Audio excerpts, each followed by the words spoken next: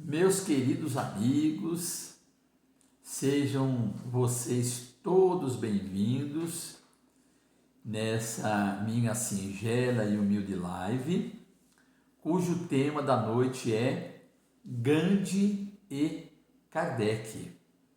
Nós gostaríamos de fazer uma reflexão bem simples em torno do Evangelho do Cristo, que para nós é a questão mais importante. Antes, porém, nós agradecemos a presença de todos vocês, que anotem aí os nomes, que deixem aí postados por gentileza, para que depois nós possamos anotar e levar o Jesus Redivivo para as vibrações das segundas-feiras, aos quais nós sempre estamos lá e pedimos a Jesus que abençoe e a todos protejam. Caso as pessoas gostem da nossa humilde live, que divulguem, que compartilhem, peço que as pessoas se inscrevam no canal, que elas acionem aí o sininho, que dê o like e que deixem também, né, anotado lá algumas questões que, caso queiram perguntar, nós ficaremos desde já muito agradecidos. Somos gratos à Dona Isabel, à família Mazzucati, ao nosso Ney querido e a Fernanda lá de Miami, que durante esses meses todos tem sempre nos ajudado com as postagens das lives, né? Como vai acontecer mais uma vez. Então, nós gostaríamos de convidar todos os amigos aqui presentes, obrigado pela presença mais uma vez, o copinho com água, ou a garrafinha com água, e pedindo a todos que nesse momento venhamos a serenar os nossos corações e elevando o pensamento a Jesus, nosso Mestre, a Deus, nosso Pai Todo-Poderoso, e os amigos espirituais, nossos anjos guardiões, para que nos inspire, nos proteja e a todos os presentes sejam parados. Então, unidos em um só pensamento, dizemos: Pai nosso que estás nos céus, santificado seja o vosso nome, venha a nós o vosso reino, seja feita a vossa vontade, assim na terra como nos céus. O pão nosso de cada dia dai-nos hoje, Senhor. Perdoa as nossas dívidas, assim como nós perdoamos os nossos devedores. E não nos deixeis cairmos em tentações, mas livrai-nos, Senhor, de todo mal. Pois teu é o reino, o poder e a glória, que assim seja. Nós gostaríamos, então, de fazermos uma reflexão a respeito de uma mensagem escrita por Kardec nesse livro, O Evangelho segundo o Espiritismo. Nós, como espírita, sabemos perfeitamente que o conteúdo desse livro é simplesmente sublime para todos nós. Todas as vezes que lemos, todas as vezes que refletimos, nós aprendemos muito.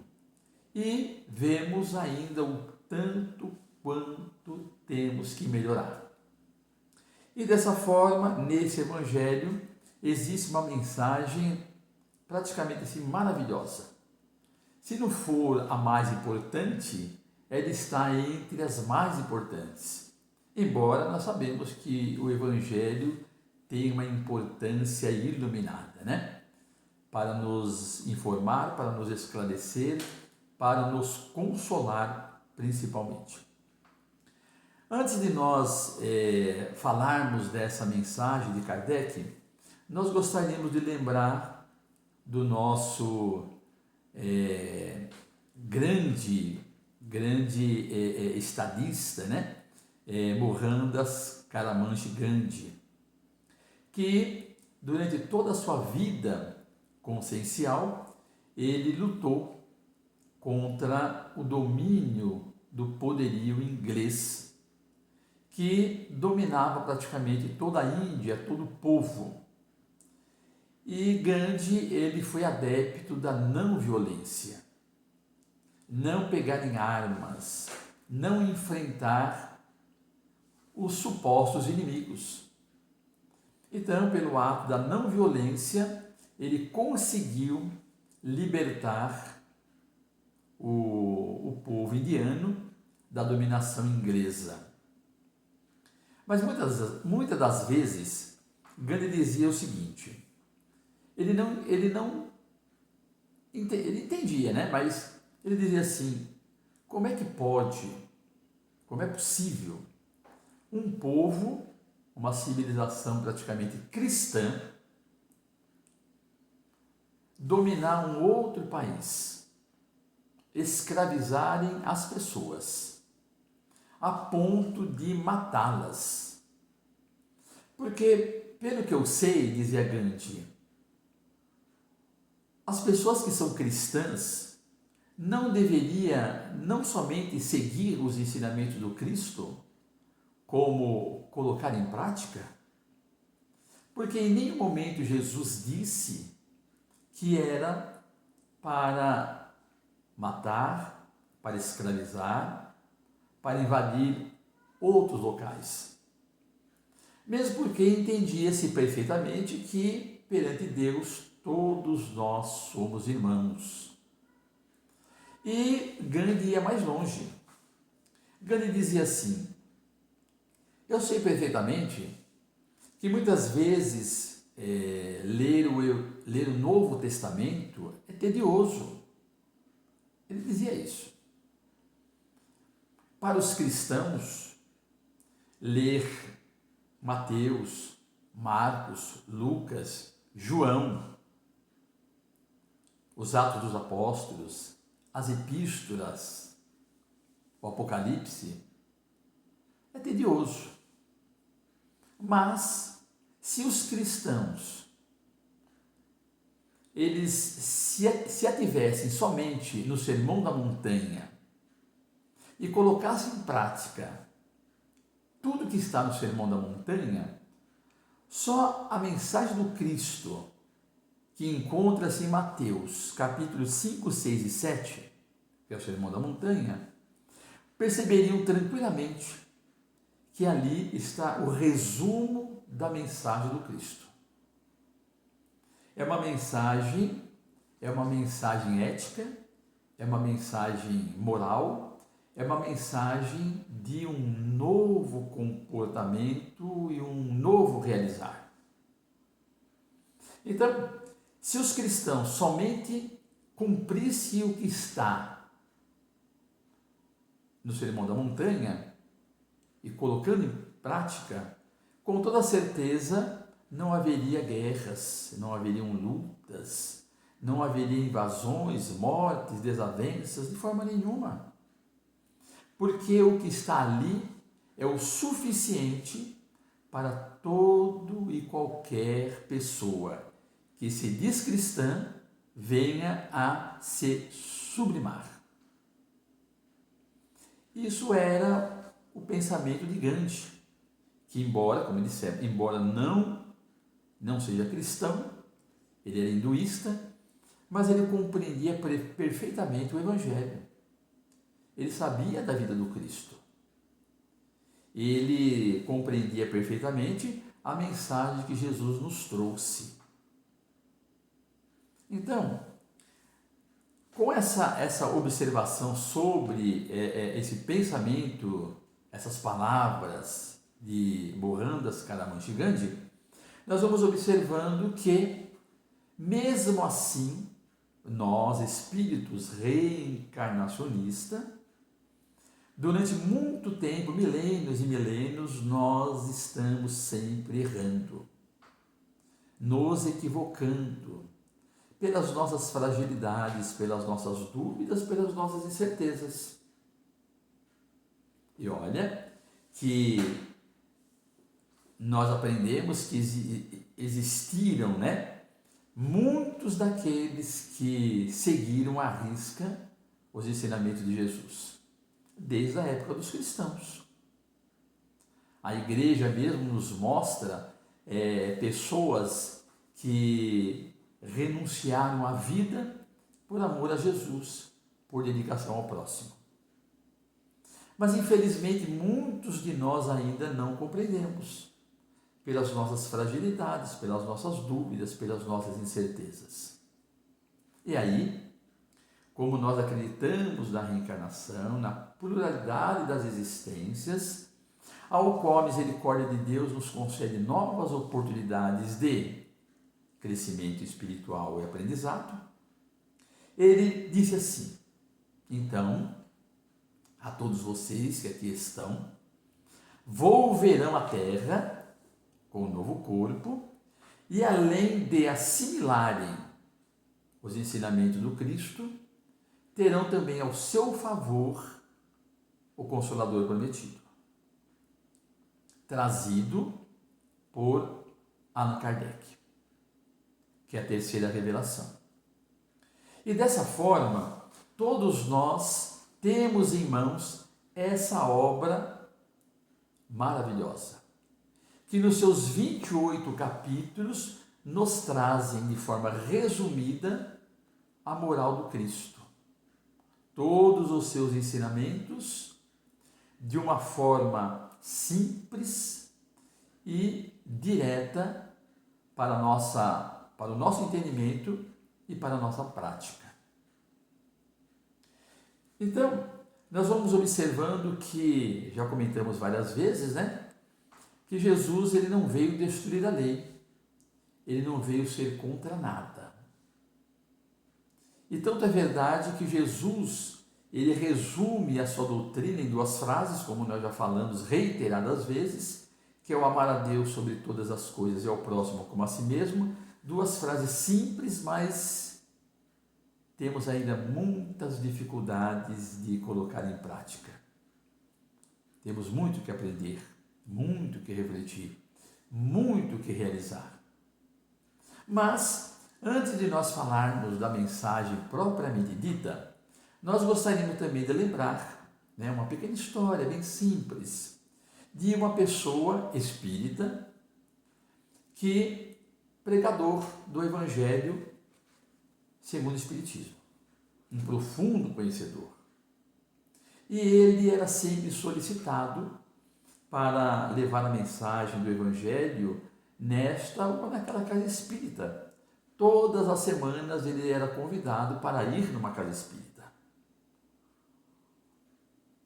Como é natural, e que acontece sempre com aqueles que se predispõem, a sair das suas casas para levar a mensagem de Jesus, através da palavra, através da música, a outras casas espíritas que abrem as portas para a divulgação. Então ele despedia-se da família, pegava o Evangelho, colocava no porta-luva e dirigia-se às casas espíritas.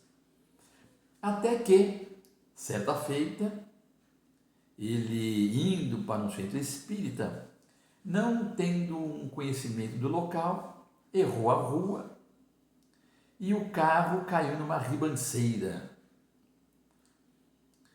capotou no barranco umas 3 vezes. E por incrível que pareça, ele saiu ileso, sem nenhum machucado. Não aconteceu nada. E é claro que naquele momento, assustado, muito assustado como é natural, ele então ligou para a esposa, falou do ocorrido, que estava tudo bem, que já havia acionado o seguro, o socorro, ligou para a casa espírita explicando que não poderia chegar. E ele, envaidecido, falou assim: Nossa Senhora, Deus me livrou de uma morte, do desencarne ou de uma complicação maior. Mas o que ele mais temia, casado com criança pequena, era a morte. Então, ele teve uma ideia. Ele lembrou que os cristãos, sempre diante de alguma dificuldade, pegava o Evangelho, abria e lia, para ver o que Jesus tinha a lhe dizer. Então ele pegou o Evangelho como esse, fechou os olhos, se concentrou e abriu o Evangelho. Abriu no capítulo 5, bem-aventurados aflitos. Daí tudo bem, né? Só que foi no item 22, cujo tema é: se fosse um homem de bem, teria morrido. Aí ele ficou assustado, mais assustado ainda. Percebe? Se fosse um homem de bem, teria morrido. E aí ele percebeu que ele não era ainda um homem de bem. Tinha muita coisa a fazer. E mesmo muitas vezes sendo espírita, quantas lutas conosco mesmo. O homem velho muitas das vezes se sobressai no orgulho, na vaidade, no egoísmo, na mágoa, na tristeza, na raiva, na ira, na vingança. É a luta. É a luta constante do homem novo contra o homem velho. Ou vice-versa. O que é o homem velho? São as nossas tendências inferiores. O que é o homem novo?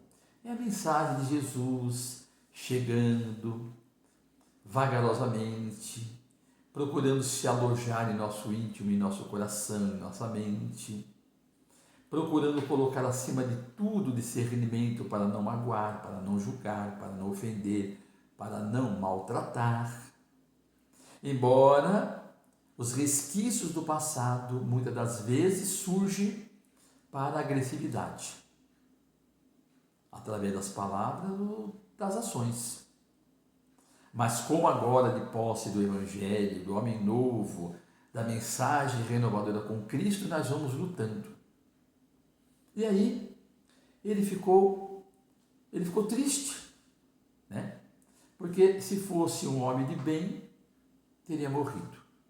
E quando nós lemos a mensagem do Evangelho, nesse item, ele comenta que muitas das vezes, num bairro, numa rua, onde vivem algumas pessoas e de repente ali entre elas uma família, uma pessoa boa, outra pessoa ruim, e de repente aquela pessoa boa morre, mesmo assim nós falamos assim, puxa vida, né? É um grande amigo, uma pessoa tão boa, tão gentil, morreu, desencarnou. E aquele outro, uma pessoa tão ruim, está aí ainda. A mensagem diz que a gente não percebeu a misericórdia de Deus, porque a vida verdadeira é a vida espiritual. É lógico que ninguém quer morrer, ninguém quer que o nosso amigo morra. Não queremos que aquele quem a gente ama nos abandone e nos deixe. Mas a verdade é que quando cumprimos uma tarefa, aí é natural que nós ascendamos ao plano espiritual. E aquele ainda que não realizou o que deveria, fica mais um pouquinho, um tantinho mais, para que amanhã, depois, quem sabe, venha interiorizar a mensagem maior, que é o amor ao próximo, que é a caridade, que é a tolerância, que é a fraternidade, porque por isso nós viemos à Terra, por isso nós estamos aqui. E é por isso que Deus sabe das nossas necessidades, daquilo que haveremos de enfrentar. Mas a questão ainda não é essa. A questão mais apropriada ainda é que ele, mesmo sendo um pregador do Evangelho, um expositor do Evangelho, um profundo conhecedor, ele vai lá no capítulo 17 do Evangelho segundo o Espiritismo. O capítulo 17 é Sede Perfeitos, que é um dos capítulos maravilhosos a nós dirigido, para nós lutarmos contra as nossas tendências inferiores e procurarmos melhorar a cada dia. E lá no capítulo 17, Sede Perfeitos, tem o item 3, cujo tema é o homem de bem. Lembra que eu falei? Porque lá no capítulo 5, no item 22, se fosse um homem de bem, teria morrido. Então ele vai ler, ele vai reler, ele vai refletir sobre o homem de bem, no capítulo 17. São 20 parágrafos. São 20 parágrafos e cada parágrafo nos mostra o que nós deveríamos realizar. Então eu peço a permissão aos amigos de ler o que está contido no item 3 do capítulo 17 do Evangelho segundo o Espiritismo, Sede Perfeitos. Então diz assim: o homem de bem. O verdadeiro homem de bem é aquele que pratica a lei de justiça, de amor e caridade, na sua maior pureza. Se interroga a sua consciência sobre os próprios atos, pergunta se não violou essa lei, se não cometeu o mal, se fez todo o bem que podia, se não deixou escapar voluntariamente uma ocasião de ser útil, se ninguém tem do que se queixar dele, enfim, se fez aos outros tudo aquilo que queria que os outros fizessem por ele. Tem fé em Deus, na sua bondade, na sua justiça e na sua sabedoria. Sabe que nada acontece sem a sua permissão e submete-se em todas as coisas à sua vontade. Tem fé no futuro e por isso coloca os bens espirituais acima dos bens temporais. Sabe que todas as vicissitudes da vida, todas as dores, todas as decepções são provas ou expiações e as aceita sem murmurar. O homem possuído pelo sentimento de caridade e de amor ao próximo faz o bem pelo bem, sem esperar recompensa, paga o mal com o bem, toma a defesa do fraco contra o forte e sacrifica sempre o seu interesse à justiça. Encontra sua satisfação nos benefícios que distribui, nos serviços que presta, nas venturas que promove, nas lágrimas que faz secar, nas consolações que leva aos aflitos. Seu primeiro impulso é o de pensar nos outros, antes que em si mesmo, de tratar dos interesses dos outros antes do que dos seus. O egoísmo, ao contrário, calcula os proveitos e as perdas de cada ação generosa. É bom, humano e benevolente para com todos, sem distinção de raças nem de crenças, porque vê todos os homens como irmãos. Respeita nos outros todas as convicções sinceras e não lança o anátema aos que não pensam como ele. Em todas as circunstâncias, a caridade é o seu guia. Considera que aquele que prejudica os outros com palavras maldosas, que fere a suscetibilidade alheia com seu orgulho e o seu desdém, que não recua à ideia de causar um sofrimento, uma contrariedade, ainda que ligeira, quando a pode evitar, falta ao dever do amor ao próximo e não merece a clemência do Senhor. Não tem ódio nem rancor, nem desejos de vingança. A exemplo de Jesus, perdoa e esquece as ofensas, e não se lembra senão dos benefícios, porque sabe que será perdoado conforme houver perdoado. É indulgente para as fraquezas alheias, porque sabe que ele mesmo tem necessidade de indulgência. E se lembra dessas palavras do Cristo: aquele que está sem pecado, atire a primeira pedra. Não se compraz em procurar os defeitos dos outros, nem a pô-los em evidência.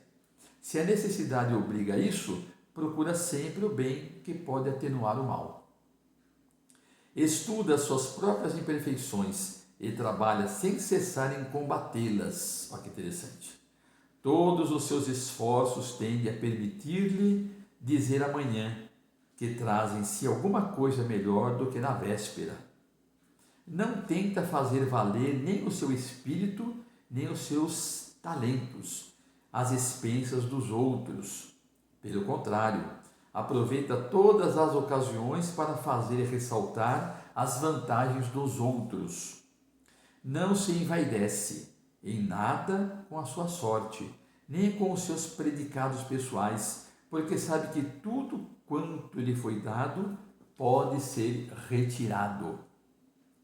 Usa, mas não abusa dos bens que lhe são concedidos, porque sabe tratar-se de um depósito, do qual deverá prestar contas, e que o emprego mais prejudicial para si mesmo que poderá lhes dar é pô-los ao serviço da satisfação de suas paixões. Se nas relações sociais alguns homens se encontram na sua dependência, trata-os com bondade e benevolência, porque são seus iguais perante Deus. Usa sua autoridade para erguer-lhes a moral, e não para os esmagar com seu orgulho. E evita tudo quanto poderia tomar mais penosa sua posição subalterna. O subordinado, por sua vez, compreende os deveres da sua posição e tem o escrúpulo de procurar cumpri-los conscienciosamente. O homem de bem, enfim, respeita nos seus semelhantes todos os direitos que lhe são assegurados pelas leis da natureza, como desejaria que os seus fossem respeitados. Esta não é a relação completa das qualidades que distinguem o homem de bem. Mas quem quer que se esforce para possuí-las, estará no caminho que conduz às demais.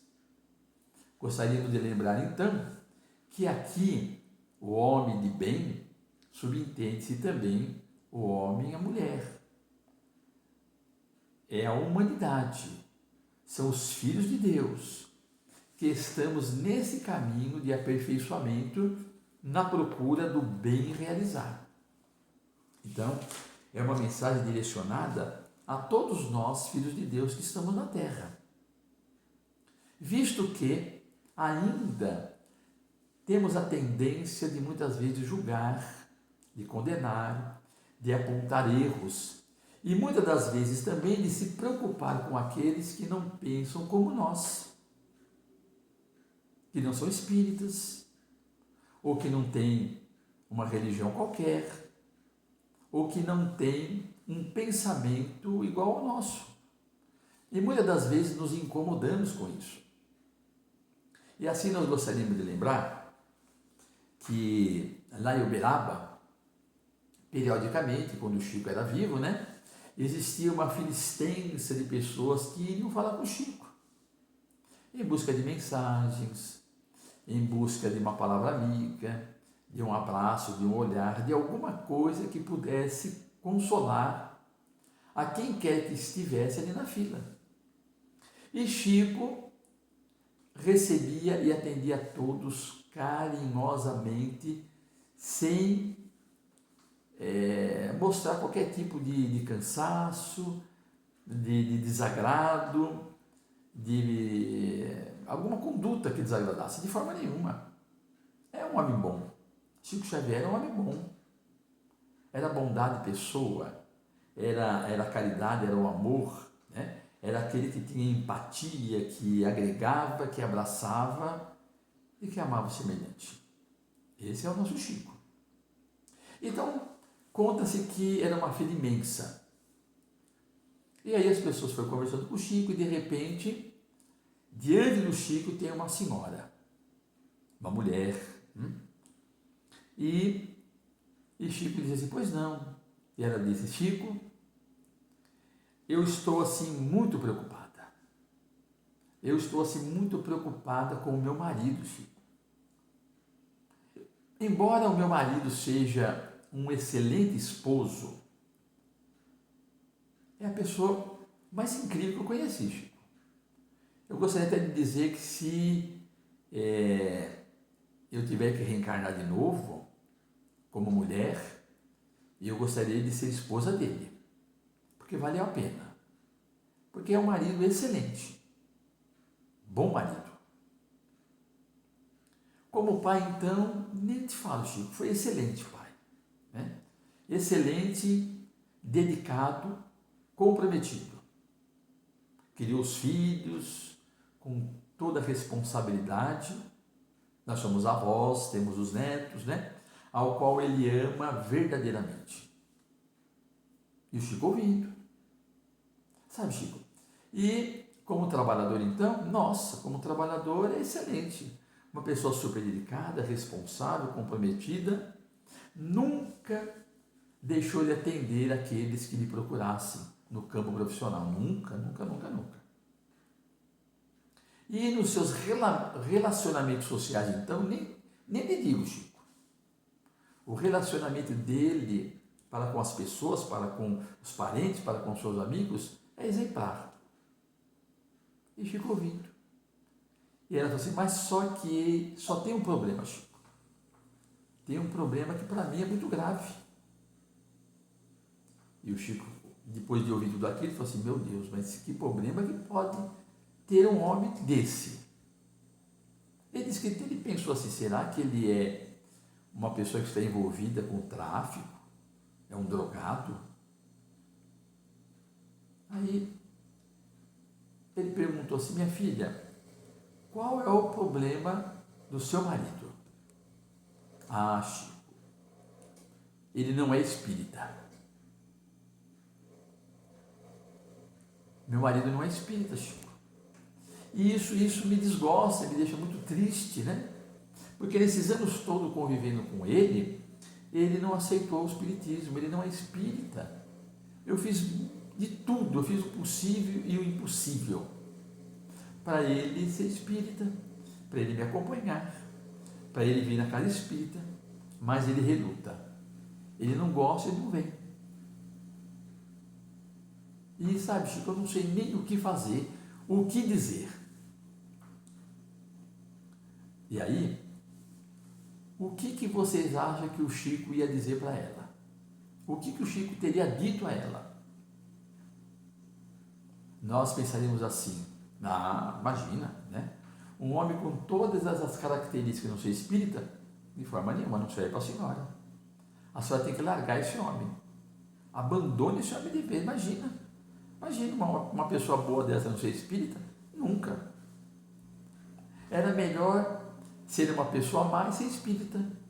Porque existe, né? Existem também pessoas espíritas que são má. É normal, porque é da característica humana. Agora, uma pessoa boa não ser espírita é inadmissível. Aí Chico ficou olhando para ela e ela aguardando uma resposta dele. Sabe o que ele disse?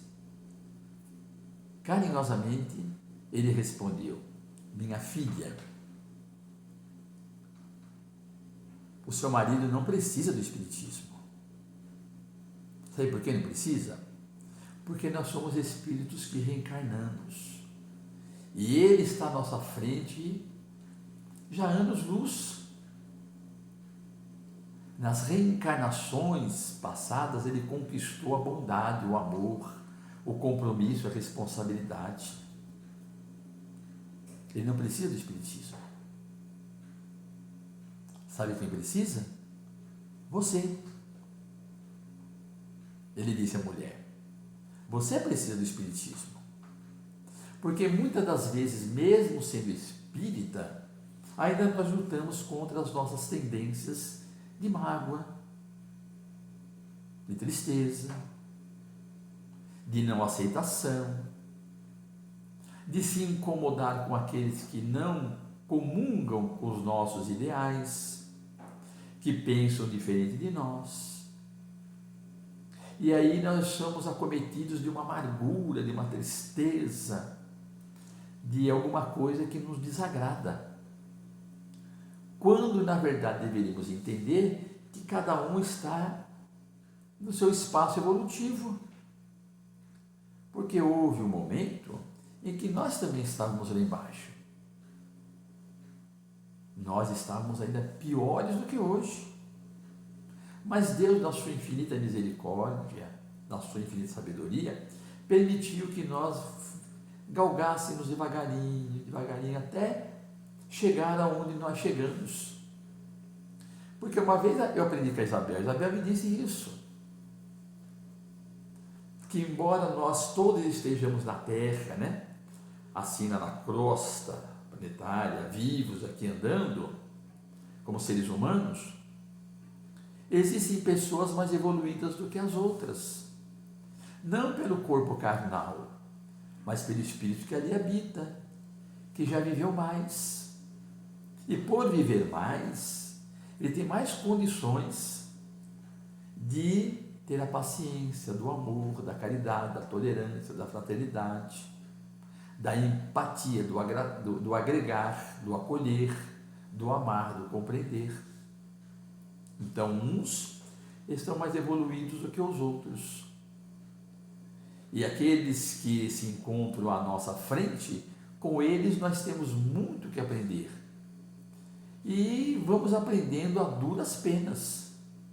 A duras penas. Mas aprendemos também que com o Cristo, com a mensagem de Jesus, se torna muito mais tranquilo as provações pelas quais nós temos que passar. Sabemos perfeitamente disso. Mesmo porque nós temos uma casa espírita, no nosso caso, mas existem muitos amigos que têm lá um templo espiritual, tem uma igreja, tem uma sinagoga, ao qual se congregam com os amigos, e ali existe um abraço, existe alegria, existe a fraternidade, existe o olhar, existe a empatia, existe a troca de ideias, de informações, que haverá de muito nos ajudar. Quantas e quantas das vezes nós chegamos no nosso recanto religioso cabisbaixos, tristes, muitas vezes pesados, do enfrentamento da semana ou daquele dia. Mas quando nós adentramos o espaço religioso, nós sentimos já felizes, né? Pelo sorriso daquele que nos recebe lá na porta, pelo abraço, pelo aperto de mão. Sentimos isso, né? Sentimos isso aí durante a pandemia, primeiro porque muitas casas estiveram fechadas e depois que voltaram a abrir, voltaram com uma certa restrição, sem um abraço, sem um aperto de mão, e parece que agora começou a voltar, mas parece que agora também, né? Temos que ter uma certa precaução, porque a cada dia que passa as informações são totalmente diferentes, no sentido de que, né? Olha, a pandemia está aí, o Covid está aí, temos que nos precaver. Mas o que nós queremos dizer é que nos sentimos muito felizes com aqueles que congregam, que comungam os mesmos ideais. E eu digo particularmente, né, que quando eu saio desse local, eu saio praticamente restabelecido, com as energias, com os fluidos renovados, abastecidos para enfrentar a semana. E muitas das vezes, quando não posso, por algum impedimento, a gente fica triste, fala assim, nossa, faltei, não pude ir. Mas a gente lê, a gente faz a prece, a gente faz as orações, mas não é a mesma coisa. Pelo menos me perdoem, mas para mim não é a mesma coisa de quando eu estivesse lá pessoalmente, né? Junto daqueles que basta um olhar para que a gente se sinta assim, no verdadeiro ambiente nosso.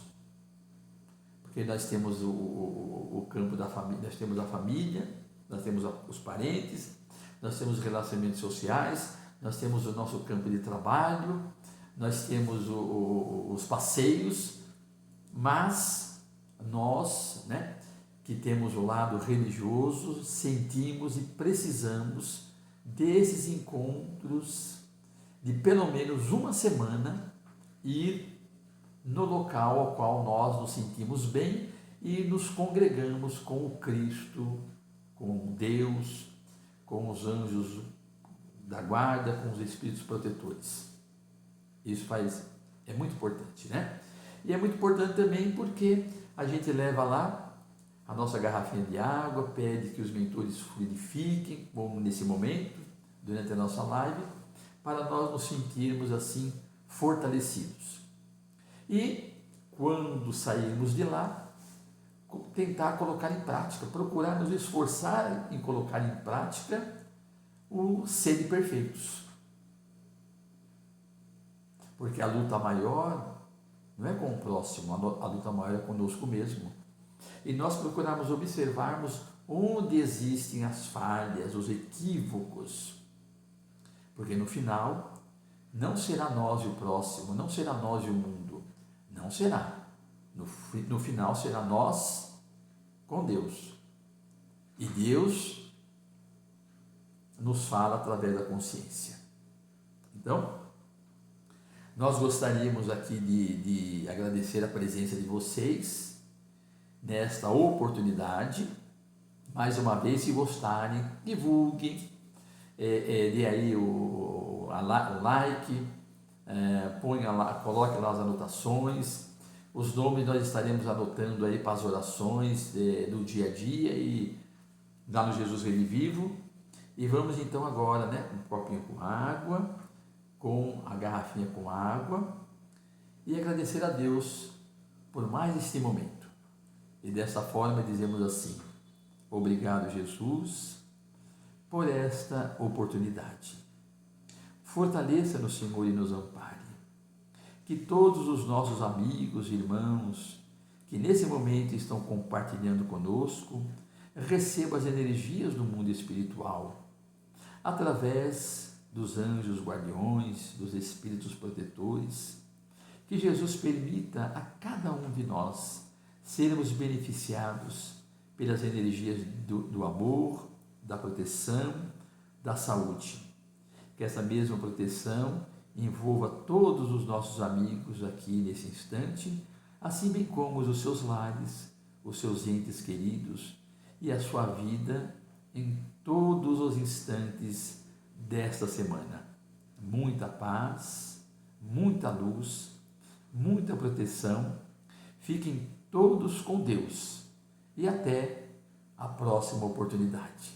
Muito obrigado, gente. Muito obrigado mesmo, viu? E vamos encerrando.